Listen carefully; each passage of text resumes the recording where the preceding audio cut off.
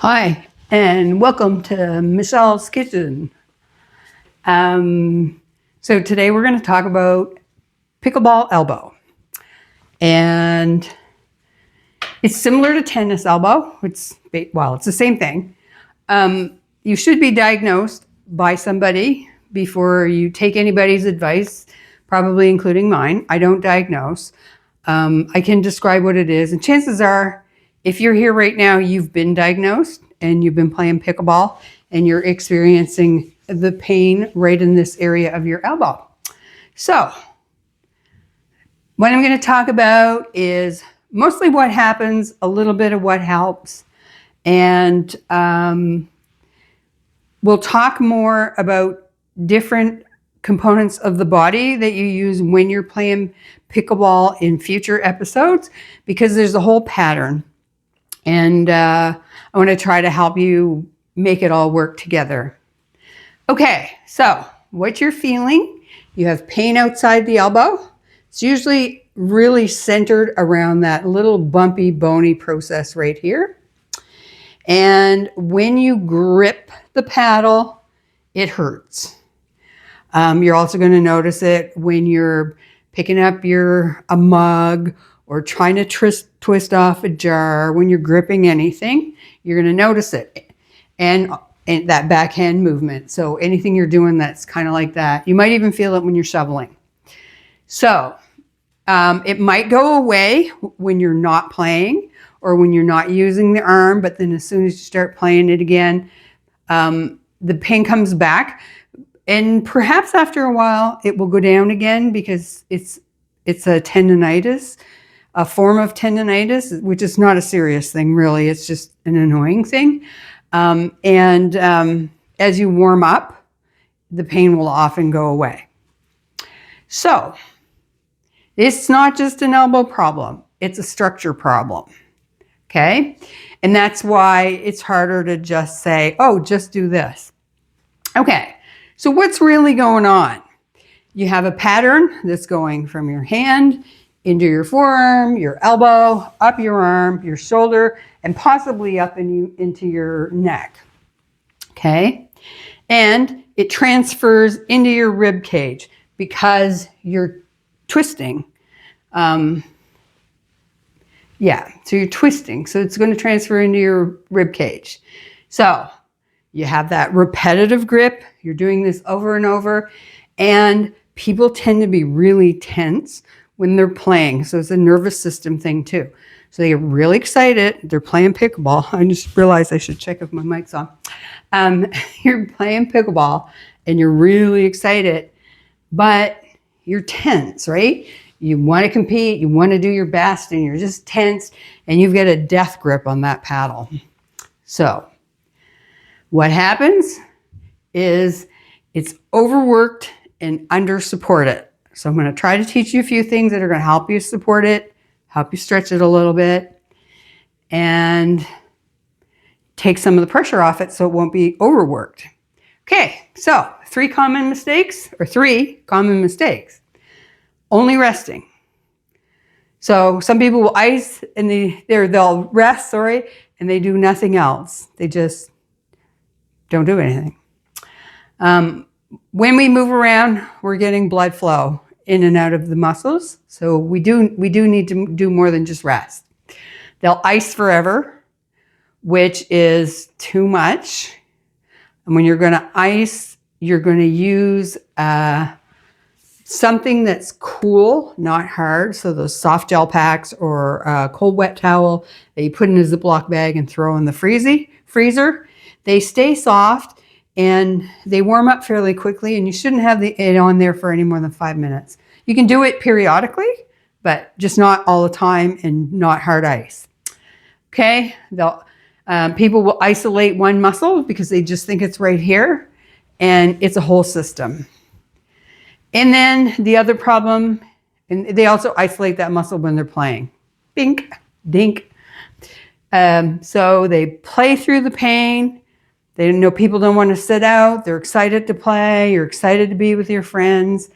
But sometimes we need to give it a rest. So the signal is pain equals damage. This is my second time recording this, so I'm worried my mic's going to die. Okay, so pain equals damage. It's a signal. This is what we're looking for, signals. Pain's not a bad thing. It's telling you, hey, you need to pay attention. There's something going on. So what's going to help? You're going to learn to reduce your grip. Or what did I say in that thing? I forget now.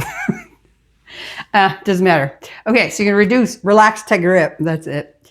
So you're going to reduce that grip. So when you're holding your paddle, you're going to relax your hand.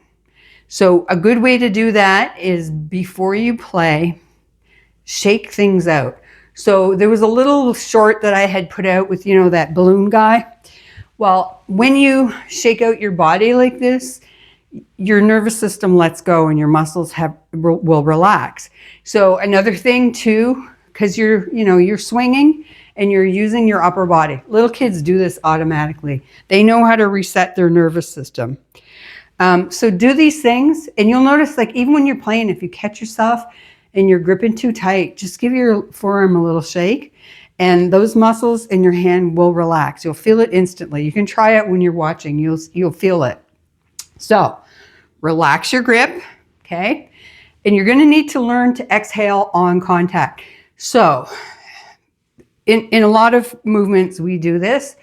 So in this case, exhaling on contact. So when you're stepping in to hit the ball, you should be exhaling. So if you consciously think of it, inhale, see the ball coming, exhale, okay?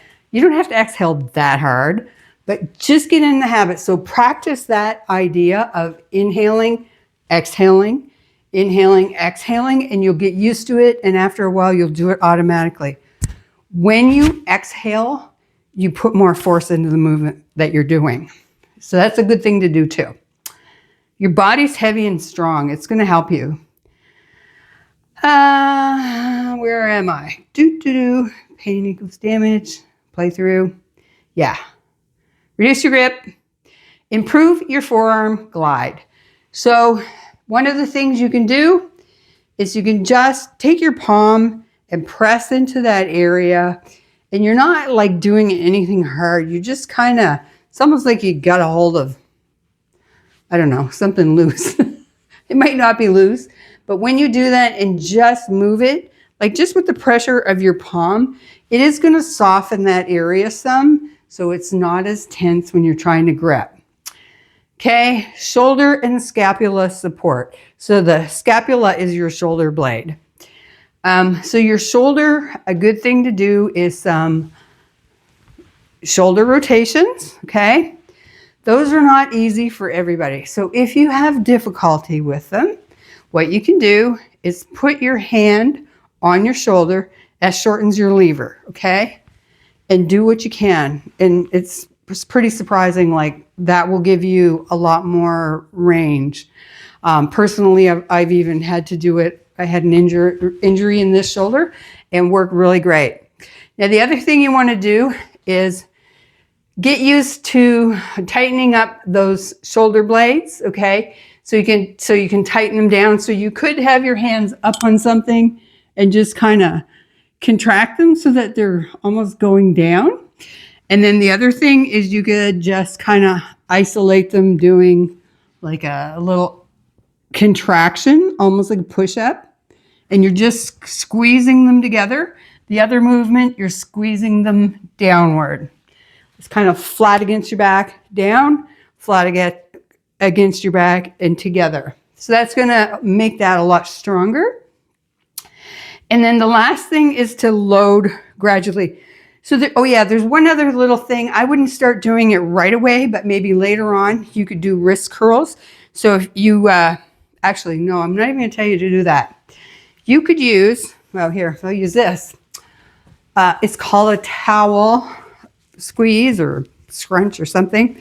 Anyways, you're mimicking that same motion. So you're just twisting the towel. Okay, so you're doing that rotation through there. If it's really inflamed, that might actually be a little irritating. Some people will also use small weights and do wrist curls up and down, and then the other way. This way is going to strengthen that more, but sometimes there's a bit of pain in here, so the other way works. Only do that if you're not having a lot of pain. Okay. So that's your whole arm strategy. It's not just, we're not just focusing on this. We're doing the whole thing, shoulder girdle and all. A quick body cue for you to remember: relax to grip. Exhale on contact. Let your shoulder help, okay? So if your shoulder's loose, if that whole shoulder, it's also going to help you, right? And when you're stepping into something and you're exhaling, you can give it a lot of strength, right? So practice doing that. Remember, strong arm equals strong hand. You've got a lot more weight rather than just doing this. Who is this for? New players, weekend warriors, and bodies that don't recover like they used to.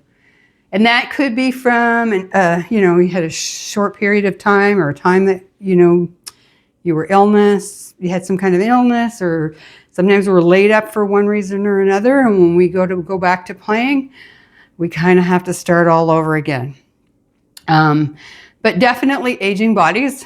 This is a great game for seniors. It's a lot of fun. It's very social. And so I want to try to teach you a bunch of little things that will help you stay in the game, and you won't have to sit out, and enjoy playing it as well. So also, I have a whole bunch of other things that I like to teach. Movement, stretching, yoga. I'm trying to think of them all. Functional movement, balance exercises. I am in my bare feet most of the time. And my place is on a slab. And so most people are like, oh my God, doesn't your back hurt all the time? And no, it doesn't, because my feet are very flexible. So I'm going to teach you that stuff too in future lessons. And also, I want you to go in the comments below and put anything that you might have questions on that I might be able to help with. And I love to study and do research. I'm always doing research. And so I'd like to bring, if I don't know the answer, I'm going to find you somebody who can, maybe recommend another video or another source for information. Or if it's something that's in my field or my scope, I will break it down for you. And it's something that I really love to do, actually. It's kind of fun for me because I'm a little on the geeky, nerdy side. Okay, so last thing I want to say, pain is a signal, not a failure. And I guess I forgot to introduce myself. I'm Michelle. I'm a massage therapist, yoga teacher, somatics coach, fascia wizard, and a whole bunch of other things. So thank you for listening if you're here still, and I hope you come back. Have a great day.